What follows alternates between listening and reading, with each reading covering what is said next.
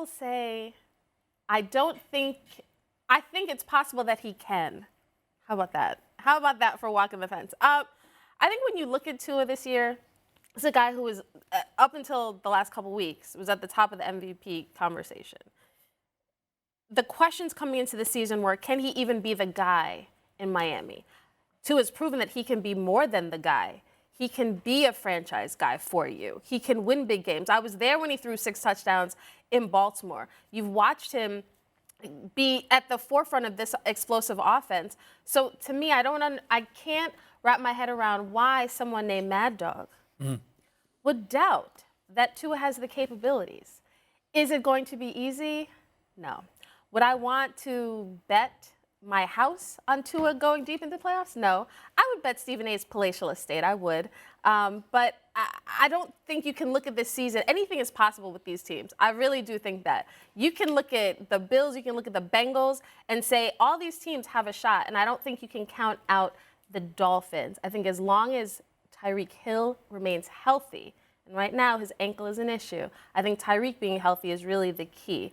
But I understand you're going to hit me with some Buffalo cold weather stats. You got my almanac, thesaurus, all that. Go ahead. Well, not that. Which palatial estate are you referring to? I know, because he's got so many. He's got 10 of them. That's not true. That is not true. That is true. Don't you sit there and tell me that. Not true. If you don't name drop Gary Bettman, Jerry Jones, we know it. I live a modest life. Oh, I'm on that modest line. I'm going to church on a Christmas Eve, Christmas Day. I'm just saying. You know, I mean, you know, it's not that. That's not true. That's not true. Don't let lightning hit this set. Now, Kimberley. Oh, my goodness. Kimberley, yes, my dear. Back to Tua. Yes. Against San Francisco and against the Chargers, who were not the 85 Bears. Yes. He was awful. He was awful in Buffalo 2 years ago. Flores took him out, put Fitzpatrick in. He was awful in Tennessee last year. Flores took him out, played somebody else who was getting killed in Tennessee.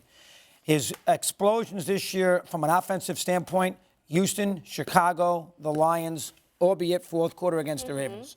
Houston's defense is terrible. Bears can't stop Mike White. And the Lions, middle of the year, were an awful defense. Tua was so bad the last 2 games. Yes. If you want to be one who thought that Tua had crossed the barrier and become a huge player and could threaten Buffalo, could threaten Cincinnati, could win in Kansas City, I could have bought the argument before Levi Strauss Stadium. Yeah. But in the last 2 games on the road, yes.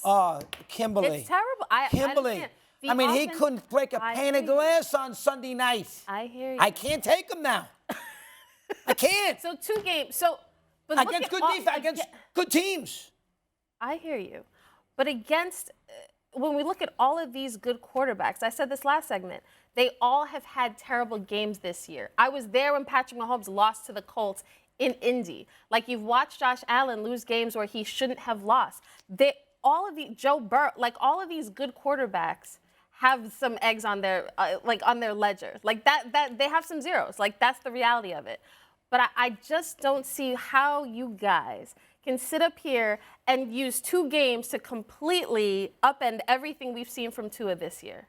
Well, Buffalo, of course, a couple yeys ago, and he was terrible. Okay, Tennessee but we've also established, because you brought up Brian Flores, who's a phenomenal coach. But we also established this year that with Mike McDaniel, Tua has looked like a completely different quarterback, correct? Well, okay. But maybe that's because of McDaniel more so than his Tua. Okay, so So when you come up here looking lovely, am I giving credit to your wife for putting that together? Am I giving credit to? But I just say, doggy, you look wonderful today. So you want to put the 2 of them as the same? I'm just saying, you Tua, fix your face. Fix the face. Look, Kimberley, Tua hasn't played in a playoff game yet. We'll find out. Yeah.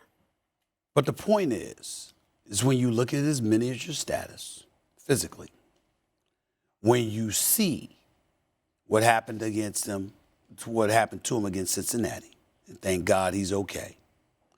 When you witness the last 2 weeks against San Francisco and the Chargers, and I told everybody going into that San Francisco game, look, they're going to get in his face. Because you see, here's the thing. You want no parts of Tyreek Hill and Jalen Waddle. You want no parts of them. They're just too electrifying. They touch the football, the speed, in Tyreek's case, the elusivity, everything. You don't want that nightmare. So how do you do it? What you do is you get to Tua. Come hella high water. Even when you don't sack him, you put a hat on him. And you soften him up. You soften him up. That's what has happened over the last 2 weeks. And what I'm saying is this. If there's hope for Tua, it's because there isn't a defense in the AFC that we look at the way we look at San Francisco, Dallas against the pass, Philadelphia overall, San Francisco overall. There isn't a defense in the AFC that we look at that way. Now, Buffalo's getting healthier.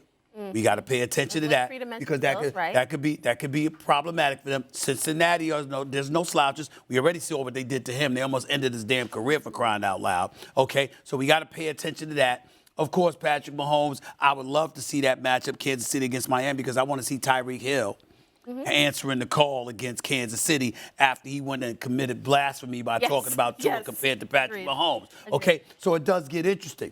But my point to you is that that's where there's hope. The fact that there's no rough rider in the AFC where you know it's a defense that's coming for you and you praying he survives. Well, that doesn't exist in the AFC. That this weekend. I think he will face that this weekend in Buffalo. In his coldest. Buffalo's defense ain't like San Francisco or Phillies or Dallas. You know that. You know that, right?